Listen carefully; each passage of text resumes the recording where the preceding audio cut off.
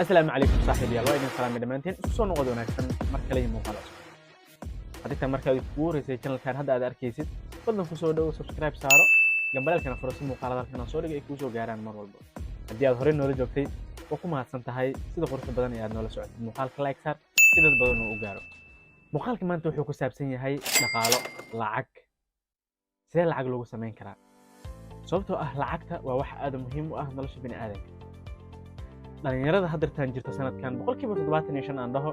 waxay ka cabanayaan shaqo la'aan iyo lacag la'aan saas darteed hababka aad uga samayn karto online-ka lacagta waxaa ka mid ah midda ugu horeysa freelancing inaad u shaqaysid qaab iskaaga ah oo adiga yacni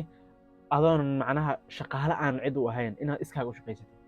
freelancingka marka waxyaabo badan oo waxaa jiro qaab freelancing ah oo uga shaqaysan kartid online-ka sida translationka in aad wax translate garaysid ama wax aad turjintid luqad hebel aad kasoo turjintid luqad kale aad ku turjintid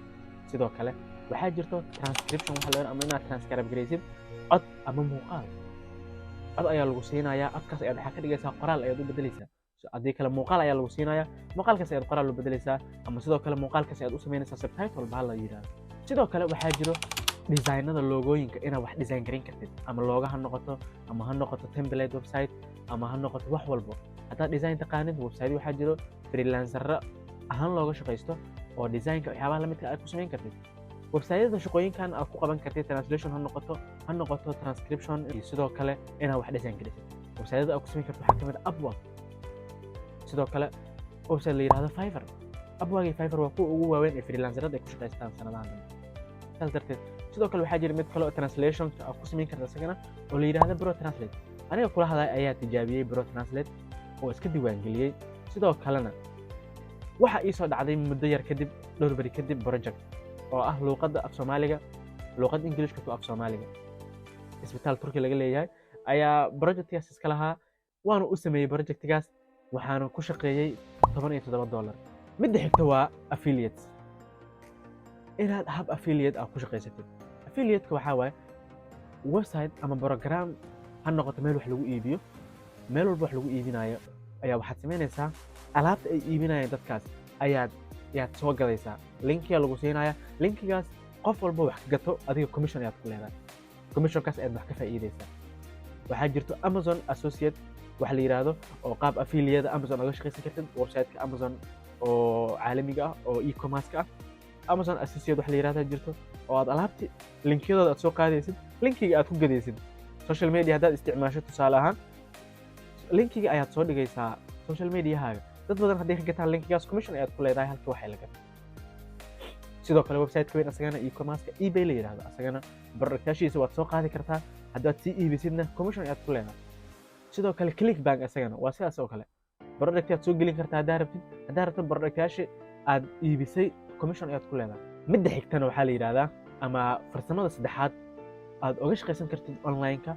waa inaad ku shaqaysatid dabcan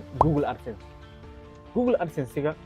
waa xayeysiin ay Google lacag kugu siinayso tusaale haddii aad samaysatid YouTube channel ama website ama ka soo qaadno YouTube channel ayaad leedahay YouTube channel-kaaga haddii uu gaaro shuruudihii looga baahnaa waxaad samaynaysaa waxa la yiraahdo monetization ama lacag ayaad saaraysaa YouTube-ka waxaad ku xiraysaa Google AdSense account ayaad ka samaysanaysaa Google AdSense ayaad account ka samaysanaysaa kadibna account-kaas ayaad ku xiraysaa YouTube-kaaga markii YouTube-kaaga aad ku xiratid account-kaas AdSense-ga lacagti uu shaqeeyo YouTube-kaaga halkaas ayaad ka helaysaa oo AdSense-ga ayaa kuu shaqeynaya xayeysiin ayaa kuu saaran halkaas ayaadna faa'iido ka samaynaysaa waa sababta YouTuberada oo dhan ay lacag ku sameeyaan sanadahan dambe sidoo kale website haddaad samaysatid blog post hadaad samaysid oo blogyo aad soo dhigtid website-kaaga qofkii soo booqasho walba haddii aad heshid ama dadkaas yacni dad badan haddii ku soo booqdaan tusaale website-kaagu website weyn yahay oo aad wax kusoo publish garaysid ama wax kusoo bandhigtid website-kaas markuu dad badan uu helo xayeysiin ayaad saaraysaa xayeysiintaas aad saaraysid the more people aad heshid oo dad badan ay ku soo booqdaan xayeysiintaas ay arkaan qaarkood ay taabtaan dabcan xayeysiinada way kala duwan yihiin qaar aragtay ayaa lacag loogu siinaya qaarna waxaa loogu siinaya qof uu kala garay uma baahnid inaad kood garaysid website waxaad ku samayn kartaa WordPress Wix ayaad ku samayn kartaa website badan jiro oo diyaarsan oo aad samayn kartid oo aad u baahnayn wax koodina marka kuwaas oo kale haddii aad samaysatid xayeysiin aad saaratid dabcan lacag ayaad ka samayn kartaa oo habkaas ayaad lacag uga samayn kartaa online-ka qaabka xigana waxaa la yiraahdaa ama sawiraantaada aad iibisid. Sawiraan ayaad sameynaysaa, sawiraantaas ayaad online ku iibinaysaa. haddii noqon lahayd sawir adiga aad leedahay oo meel qurux badan oo kusoo gashay, haddii noqon lahayd sawir hiddi iyo dhaqan ah, hadday noqon lahayd sawir waddanka ka turjumaayo, hadday noqon lahayd sawir meel taariikhi ah oo aad sawir fiican kusoo qaadid oo Soomaaliya ama meel walba ay noqotaba, dabcan sawir walbo aad haysid waxaad ku iibin kartaa hab online ah. website-yada aad ku iibin karto waxaa ka mid ah Shutterstock website. Shutterstock sawiraantada ayaa soo gelinaysa, halkaas ayaa laga iibsanayaa. mar walbo la iibsado sawirkaagana waa lacag oo lacag ayaad ka samaynaysaa. qaabka kale ee aad online wax uga samayn kartid ama lacag aad uga samayn kartid waxaa la yiraahdaa inaad ku shaqaysatid qaab la yiraahdo data entry. data entry macnaheedu waxay tahay in kaliya shaqadaadu ay tahay macluumaad lagu siiyo ama data lagu siiyo, datadaas aad gelisid website-ka ama platform-ka ama wixii lagu siiyo lagu dhaho datadan qaado halkaan noo geli oo ku qor meesha. marka haddii aad si fiican wax u kor gareyn, dabcan haddii si fiican wax u type gareyn kartid oo typing-kaagu uu fiican yahay oo isku fiicantiis wax la type gareeyo, shaqooyinkaas data entry-ga waa samayn kartaa. oo yacni haddii aad bobsiin kartid wax intaasoo page intaasoo kun oo eray ayaa lagu siinayaa, halkaas ayaad gelinaysaa online-ka ama meesha lagu yiraahdo geli ayaad gelinaysaa. website-yada looga shaqaysan karo data entry-ga waxaa ka mid ah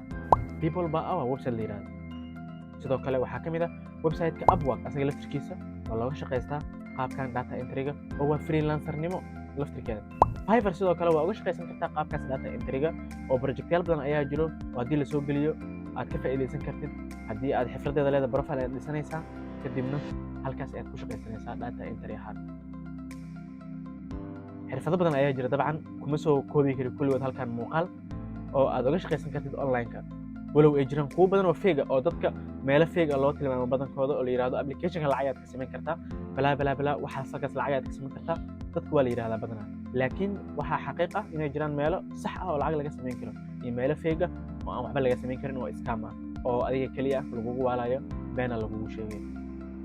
muuqaalka intaas ayuu ku egyahay. haddii aad ka heshay like saar, haddii aadan ka helin muuqaalka like saar. sidoo kale si aad u heshid muuqaalada soo socdo channelka subscribe saaro, gambaleelkana furo. wixii fikir iyo fariin aad noo heshid commentiga nagula wadaag,